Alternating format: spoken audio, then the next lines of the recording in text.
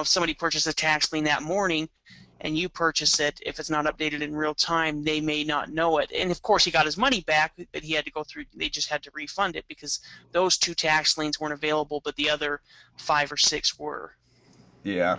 Okay, that So makes. if you're looking at a county, it might be worth it just to give them a call and find out, or send them an email and find out if the tax liens you're interested in are available, just so you don't purchase a tax lien just to have it get refunded. Yeah. Yeah. Which I think that the counties. Some counties are on top of it. Sometimes they're not. Working with the newest list, if the list hasn't been updated, especially with something like an over-the-counter list like that, they made it these. Some of the Florida counties have made it really easy to buy their over-the-counter liens because they make them available on some of their online auction sites after the sale. So all you really have to do is just make payment arrangements to buy them. A pretty nice, easy system there to purchase. Okay, what we're looking at right here.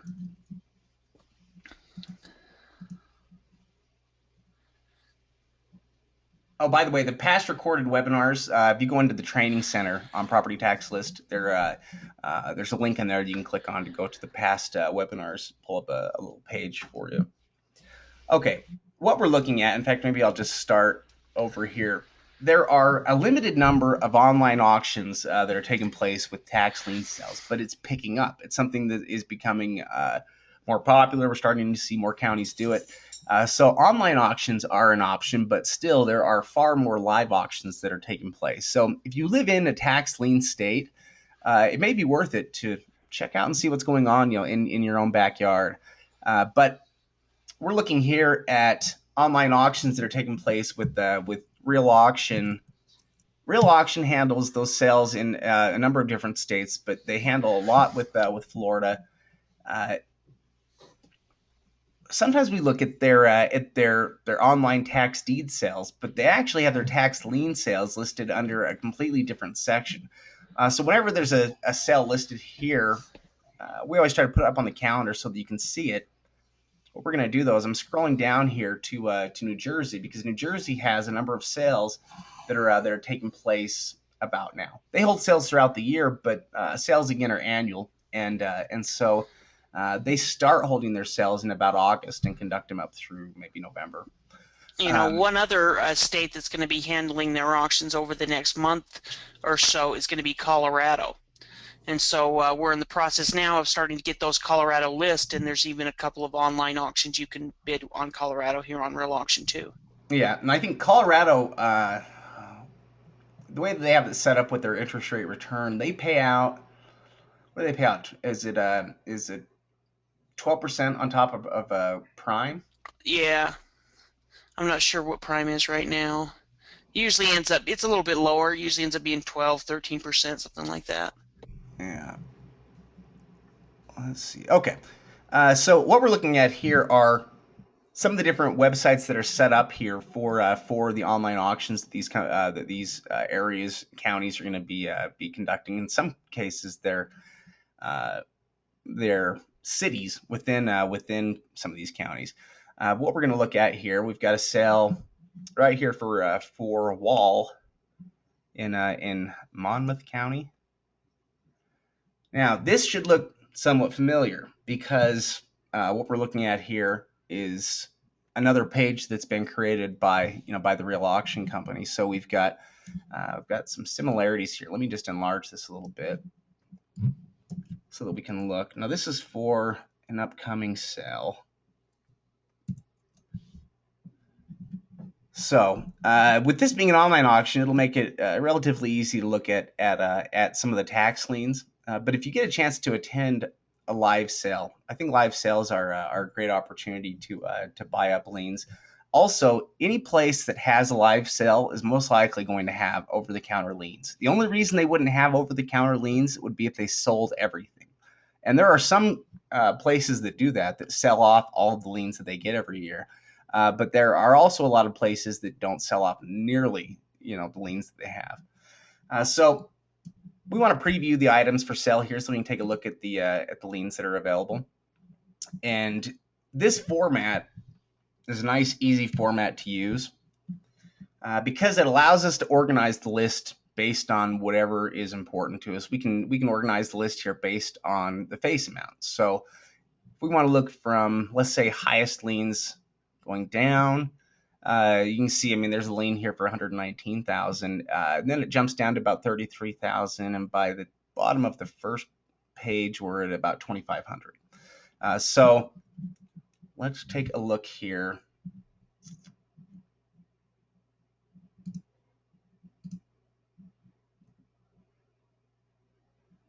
All right, now we're down here into about the $1,000, $1,500 range.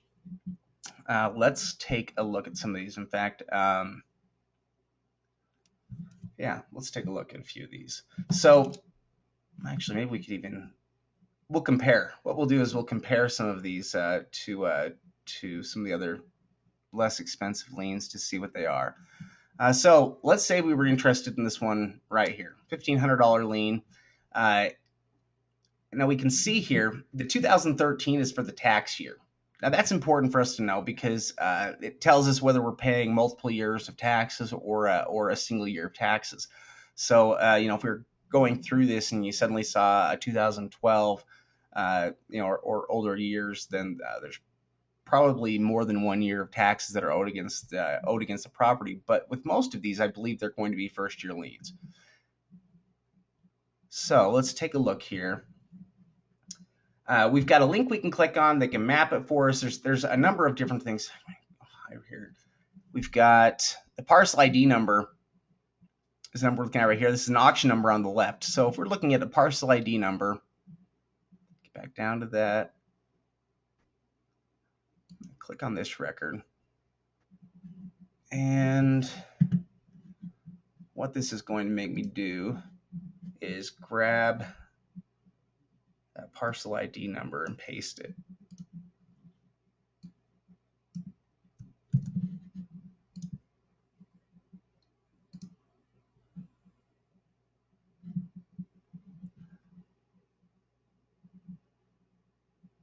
And the criteria that we're looking under here.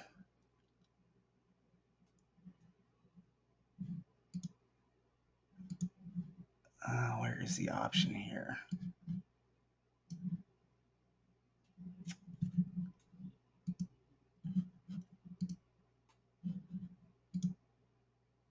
Oh, there we go. This will give us the information we need now anyway. Okay, so the first link that I clicked on there just automatically hooked us up with the record search tool in the county assessor's office, and that's fine if we want to pull up the actual county records. But depending on what the county provides, we may not necessarily need to. And I say that because this record right here is a good example of one that provides us with all the information that we would need. We can see right off the bat that this property here has, so we're talking about a $1,500 tax lien, that the land is valued at $129,000, and that the building, so it does have improvements, is valued at $120,000. So the assessed value on it is $260,600. So we know we've got $260,000 assessed value on a $1,500 tax lien. So our bid to value ratio on this would be under 1%. If you're looking at $1,500, divide that in half, 7.5. This is probably right around like 0.5%. I mean, it's hardly anything. The bid to value ratio on this is under 1%. Yeah, let's see. I think it's under 1%. So, and we can see just on the record that it's a residential property. We have the address there. We can see when the property was built, 1956. It's on a 1/4 acre. And so we can go ahead and also down there we have Google Maps, so we can get a street side view of it if we want to click on that as well, which is nice. So if we click on that, and we can click right here. So we click on that, it automatically opens up the program for it. And you can see, even just looking from overhead, that this is like a nice, these are nice homes. these are nice homes. You can see a lot of pools there. Nice location. And here's our street side image of the property. It's on water. It's not on water, but it's close to water. Yeah. I don't know what So, that is. a $1,500 lien like this, absolutely safe. Just the information we've got right there is enough information to tell us here what this property's about. Just see if they have any other information here. Underneath the certificate history, when you clicked on that where it didn't have any, that usually if there was another lien or if there was other liens, it would have it in the certificate history. Yeah, and here. So if there's nothing there, it's probably the first year lien. Yes, and under the charge types here, it just breaks down the tax bill, and this is where we can see why this municipality or why this city has to hold these tax sales, and that's because they're responsible for water, sewer, and other costs, it says here, and that's basically where the taxes are going, are to cover those things. So let's take a look at a couple other examples here.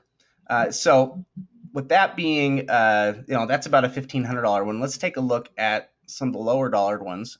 And these may not necessarily be junk. It just increases the chances. That's all really when you're going with a lower amount. I mean, the first lien that I bought was $67. You guys have probably heard that 100 times. It doesn't have to be a big lien. There's nothing wrong with starting small, and especially when it's your first time. When you're just getting started, there's nothing wrong with that at all. So here's I think the cheapest one they've got. Oh no, let's see here. Oh, there we go. Okay, so here are the cheapest liens that they've got, starting at about $100. So if we were to look and see what we're looking at for $100, this is a residential property. This is an example of a lien that has only, I guess there's only partial taxes that are owed. In other words, the majority of the taxes are paid off on this. In fact, we could probably look here on the charge types, and you can see how it breaks down. They have, the amount. They have like $6 that's owed, in water, and you can see a little bit in sewer, and then like $90 in cost. So that's probably advertising cost. They probably owe the county $6, $7, $8, $9, and now they owe them 100. Short that, and now they owe them 100. Yeah, I think that's probably true. This one right here, obviously incredibly safe. I mean, you can see from the value, it's worth more than the last property was. Let's take a look at. That was weird. I just lost all of my small ones. Huh. Well, maybe we'll check one of these $300 ones and see what they are. Now this one's a big commercial piece. Just based on the assessed value, it would be a safe investment. I mean, again, only partial taxes that are really owed here. You can see how it breaks down, right here. Again, another one that's really safe. I don't know if they're even going to have any real useless land here in this. Let's see. Might be able to find one somewhere. Yeah.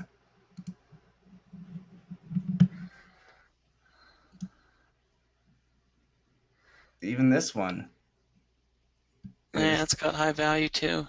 Yeah, all of these so far have really high values, and that's really, I think, the most important thing to make sure of. A tax lien is only as valuable as the property that it's been placed against, and what you're really looking for here are high levels of security.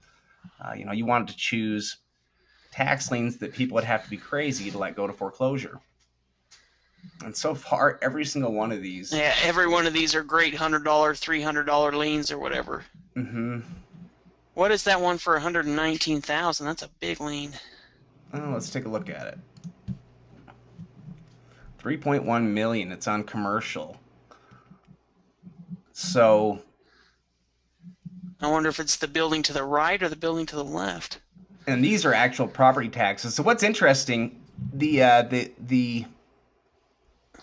for a lot of these, we can see that what's actually owed isn't necessarily related to their, their property taxes, but to other bills that are owed, water, sewer, utility.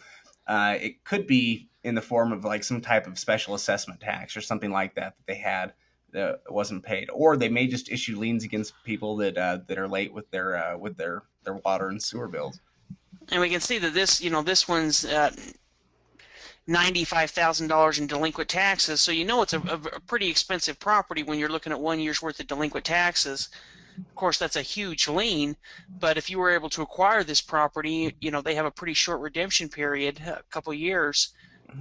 You're looking at a property worth over $3 million. Of course, you're looking at a $100,000 investment, but still. Yeah, well, it's sitting on 8 acres of land. I mean, it's big. It's really big.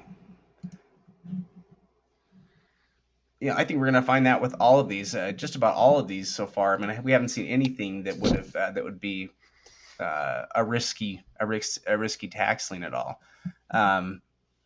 which is not normally. I mean, if you find other lists, normally you'll find more junk. Yeah, you're going to find more junk. You're not going to find a $300 lien on a $300,000 house very often, unless it's a partial lien of some sort. Yeah. Yeah, most of the time, when you're looking at the lowest dollar liens that they have, that's where you start to get into just some of your pieces of raw land. But with these sales, it looks like what's happened here is that the city has issued taxes, and if they're going to issue special assessment taxes, it's not going to be just on junk property. They're going to be issuing special assessment taxes to specific property owners. And so that means that every time there's a lien that's placed, it's going to be against an actual property owner in a home, or some kind of a commercial property, but not to just, property that has, I guess, not under normal circumstances here. They may have weeded out anything that was, or maybe for this sale, I guess you could say, this township may not necessarily be responsible for collecting all of the property taxes that are owed on the properties. It's kind of confusing how they work sometimes, because you've got counties, and then you've got cities, municipalities within counties, and so it's a matter of how they split up responsibilities and payments. Yeah, New Jersey's a little bit different because they do, in the municipality. Some of them, the sewer and taxes are probably some type of property tax as well. They're just kind of broken down. They could just be like you said, Shade, a special assessment, or they may just be included in the normal taxes. They've just kind of broken down those different amounts, because in some areas you'll have certain type of sewer taxes and water taxes available, but it's just going to be included in your property tax. Yeah. Yeah, I think all of these are going to be the same.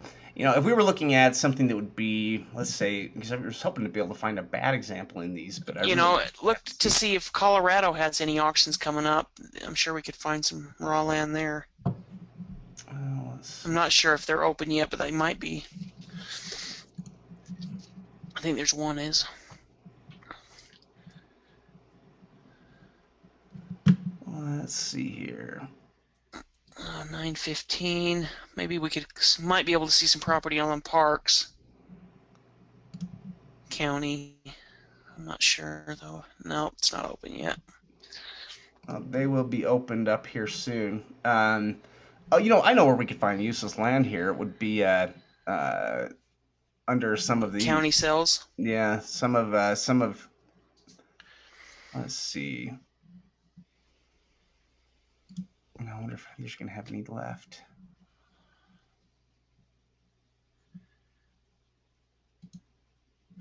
Oh, no, wrong place. You're going to go to preview. There we go. Preview. Okay, so here we've got, let me enlarge this a little bit. These are the county held certificates. I mean, these are all over-the-counter ones. So let's take a look. Let's maybe go. Okay, so here are a bunch of, really small liens. I mean, $44. And all right, here's a better example of useless land. All right, this property right here is sitting on 0.08, so it's less than a tenth of an acre. It's a fairly small little chunk of land. and it very well could be landlocked. I can't see exactly where the property lines are with this, but it looks like it could be landlocked because we don't have a lot of roads that are close to this. It could just be back here a little bit. But it's also, registered as vacant, so $288 assessed value. Yeah, that assessed value tells us everything we need to know. Yeah, I mean, that's an example of useless land because you're not going to find anybody that really wants to pick up that land. Now, there are other bits of land that people are willing to buy, but it has to have some type of use to it. So a building lot or large tracts of land that have value. Most of the time when property is considered useless, it's because of its size and lack of use. Let's see here, and let's look around here at maybe $700 yeah, 700. And this one's actually a single family home, and so $700. Now, here's where you would start to look at that bid to value ratio and start trying to determine whether or not this is going to be a safe investment. Because something you have to consider is this: if you're paying, let's say, $700 in delinquent taxes, and this state has a 2-year redemption period, then you'd have to figure that in order to foreclose on this property, you'd essentially have to pay, at least double, what that lien amount is. So, if you were to add that up, you can start to look and say, okay, if it's, if I'd have to pay $1,500, in taxes, let's say that for $2,000 would this property be worth foreclosing on? And that's where you can start to look at it because it has, an assessed value of $20,000. So it's a little bit more questionable. You could. Let's check to see real quick just what the market value is, maybe, unlike Zillow, just to see if it's maybe a little bit higher, and that might give us a little bit more of a clue. Yeah, it's also a good idea just to kind of track and know about how counties are assessing their property values compared to what they're estimated to be worth.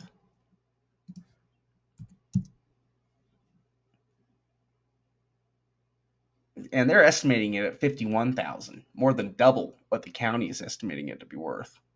And you can see that it has a pretty big lot. It goes from Terrell Street, and then it also has kind of a driveway that goes, or some type of at least stretch of land that goes out to Wadsworth. It does.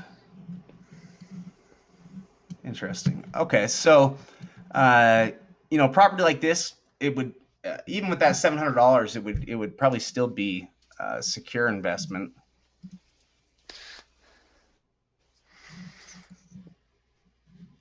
Oh, okay. So you can see the road. This is the little road that goes back to the property.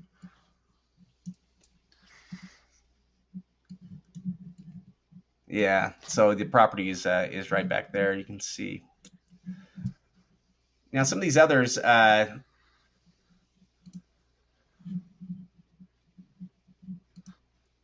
we go. As far as an over-the-counter tax lien there, though, really, I mean, it'd be probably a little bit better if it was maybe about $500, but you're looking at a single-family home on an over-the-counter list, and we've only looked at just one or two. Yeah, and with it being a single-family home, it really does kind of go by the rules that typically, if it's property plus structure, then that's the one thing we're looking for. The other thing, to have a bid to value ratio that fits within those parameters, and that property might be on more of the closer to that, but it would probably still work. And the biggest one they've got here is $10,000. Now here's an example of one you wouldn't want to buy.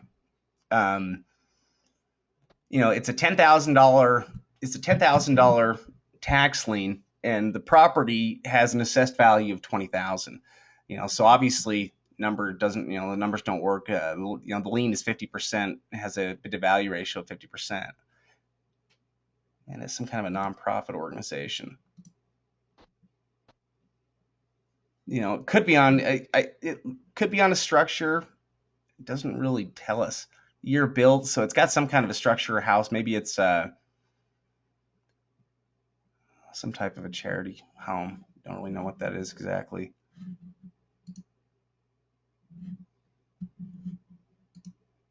let me just look at it. Maybe we'll just look at one more example here. Oh, the other thing you can notice here that's interesting too, tax year, certificate year are different here. So what you might be looking at in some cases are multiple years worth of taxes all combined. That could very well be the case for that last property. Because you can see the tax years 2007, certificate year 2012. You could be looking at multiple years worth of taxes there on a property that hasn't been foreclosed on and now has taxes that add up to that much. But with all of these, I think you're going to find the same thing. So guessing or based on that, let's see, this property right here. This property right here is a $6,000 over-the-counter lien. Taxes going back to 2005. Oh, where did that go? So it's probably going to have multiple years liens. Mm-hmm. And so it's a single family home, but the numbers don't work because you're looking at $6,000 and it's basically a $20,000 property. It also doesn't make sense to buy this lien when we can find liens against $20,000 homes for a few $100. Oh, this is charity too. Yeah, this one is also owned by that same charity. Take a look at this $500 one. Here's a $500 lien against a mobile home. That's estimated to be worth $12,000. So the numbers on this one are not quite as favorable. Mobile homes can be a good investment, but in some cases, might not be a bad idea to avoid it. Yeah, really. I mean, we're looking at the year built on this mobile home, and it says 1970, so that's pretty old. If you see a newer one or a newer mobile home or one that's in better condition, that has a yard and has been taken care of, then that's a different investment scenario than one that may have been. And we can't see anything here. We could look a little bit more, but one that's maybe 30 or 40 years old that's just beat up. Really, you're just looking at the land value there. One of the questions that Patricia's asking, it's a really good question, is, will most of these liens redeem before the sale? And the answer to that is no. When you're used to things redeeming before the sale, it's typically with tax deed sales. And that's because, prior to a tax deed sale, you're looking at properties that are in the process of being foreclosed on. So property owners have all the incentive in the world to try to step up and pay that off to avoid losing the property. But with tax liens, nobody's at risk of losing anything. It's not too big of a deal to have a lien placed against a property. And so you don't get that same rush to action at the end that you'll get with tax deeds, because there isn't anything really negative that happens just because the lien's placed against the property, unless somebody is trying to sell it right then or something like that. Yeah, the worst case scenario is they know they're going to have to pay extra money. In fact, there's an old story of Donald Trump not paying his property taxes on one of his properties, so he didn't have to borrow that money, and then repaid just the delinquent taxes after that, after his deal was done, so that he didn't have to try to borrow the money. From like a hard money lender or somebody exactly. that was going to charge. The interest was going to be less for him, and and wasn't going to be as difficult for him to just use the money that he was going to use to pay for his property taxes to do his deal, and then pay the property taxes back, 6 months down the line after the deal was done. Yeah, and that's often true. Taxes, penalties, and fees. Whatever it is you're going to accrue in terms of penalties and fees is usually quite a bit less than what you would be paying for your average loan. Average loan certainly racks up quite a bit faster than these taxes do. So, it makes sense in cases like that. The nice thing about the tax lien system is that nobody's at risk of losing a property. And so the whole idea with this was to try to protect property owners' rights, but also to try to give the county a way to collect the taxes that are owed to them so that they can still operate and function. So it does work well. It's a good incentive for people. If they know they've got a lien against the property, it's a good incentive for them to get property taxes paid off, but also to not worry too much about losing their property, because they know that they've got a certain set period of time. for everybody that's here, it's not like if you didn't pay your property taxes, on time, that you would just suddenly lose your property. I think everybody kind of has an understanding that it takes more time than that, and that was what they wanted to have happen. But at the same time, the county still has to have a way to collect that money, and that's really the beauty of the system. That's why they created an investment opportunity for people, was so that they could collect that money early. Keep in mind all the time when you're working with counties that their number one objective is just to collect the money. Everything they do is just in an effort to collect the money that's owed to them, and they're really not interested in foreclosing on properties. In fact, most of the time, counties will, especially in tax lien states, they don't want to foreclose on properties. They don't want to see property owners lose their property. They just want to get paid.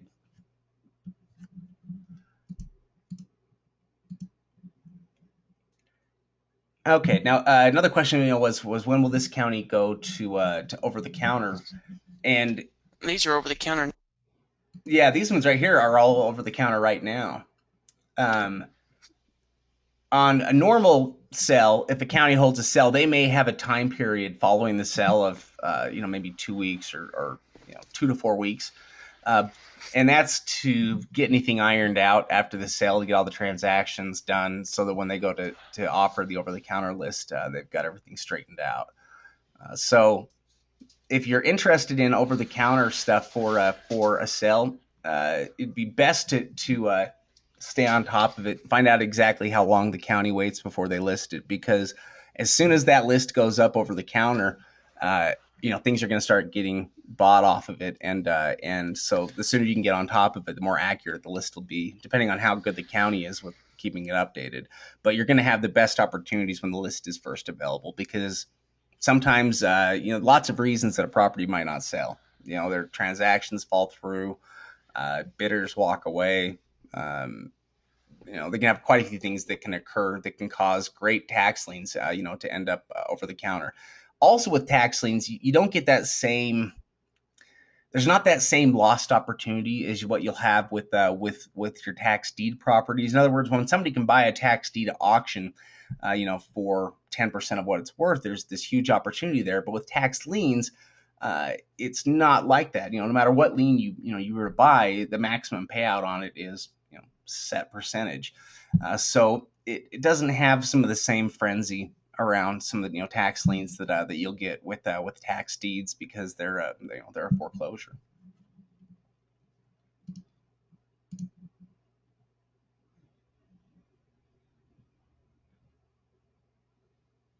Now, okay, and then another question here was, if you purchase, the 2 years of liens, on paper, could it go through the foreclosure process or not?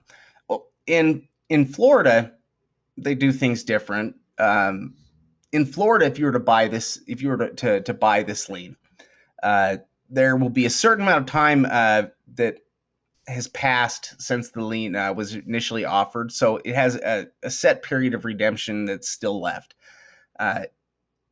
In Florida, what's different is, they do have a 2-year redemption period, but they also sell tax deeds in Florida. And the way that they do that is by foreclosing on the liens that don't redeem. So really what's happening in Florida is just that the county is taking the job of what the investor would normally do, or even in other states, sometimes counties do it. But what they do in Florida that's different is that they're actually going to foreclose on it and offer the property as a tax deed at auction. So if you were to buy one of these liens, and redemption period expires, the county will be the one to begin advertising that property for sale at a tax deed sale. And if they can sell it at the tax deed auction, then the proceeds from that would be used to pay off the lien holders. Now, if you're looking at some of the sales and you ever see one of the results where it says went to the certificate holder, what we're looking at in those cases are properties that didn't get a minimum bid, and because they didn't get a minimum bid, they end up resorting back to certificate holders. So basically, the certificate holder is given the option to buy them. So, I went into the wrong thing.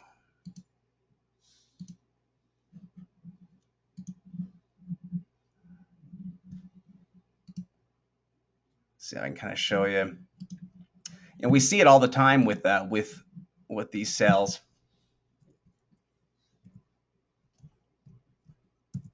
There we go. Okay, so anytime it says certificate holder here, you have cases where they didn't get a minimum bid and the properties end up going back to the certificate holder, meaning that they can take the money that really you've got a couple of different options at that point. You can, the money you've already paid to purchase that lien is already going towards the taxes that are owed on the property. So if you wanted to foreclose on it, all you really have to do is just pay the difference between what you've already paid and what's owed. Or the other option is to just not do anything with it and have another lien holder, somebody else foreclose on the property. That could take additional time. Most of the time, if you've got the chance to foreclose on it, and if it's offered at a sale and doesn't sell, then you'd have to look at it because that could increase the chances that there's something wrong with it. It's not always the case. We've seen a lot of these properties that go to the certificate holder that are great investments. But if you did your due diligence beforehand and you knew what it was you were bidding on, then if it went to the certificate holder, like in this case, it wouldn't be a disaster. For some of these people, when it goes to the certificate holder, that's a disaster. Like, for instance, this property right here is a great example because, we don't see an actual physical address, $3,000 opening bid amount, assessed value of just $11,000, and it didn't get a bid. So what that really means is that this person's kind of up a creek because they paid way too much for a lien in the first place. That $3,000 for $11,000 assessed value is way outside of the bid to value ratio that they should be comfortable with. So, that was probably we can look at it, not necessarily lost, but looks like it's mostly just land. And the land, the assessed value, oh no, mobile home.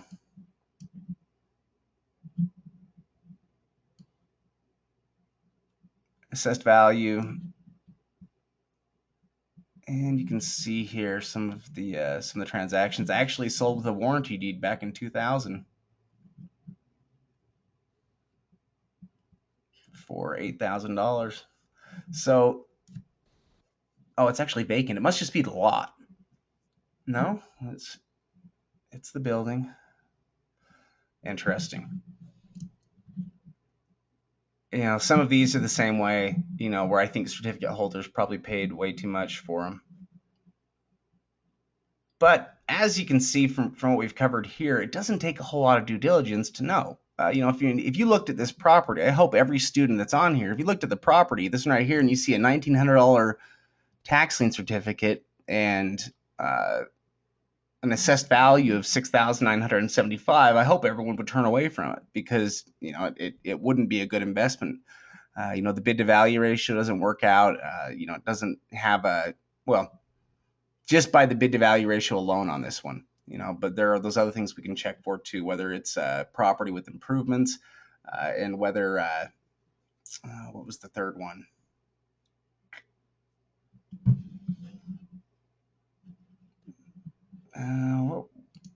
Help me out here, Steve.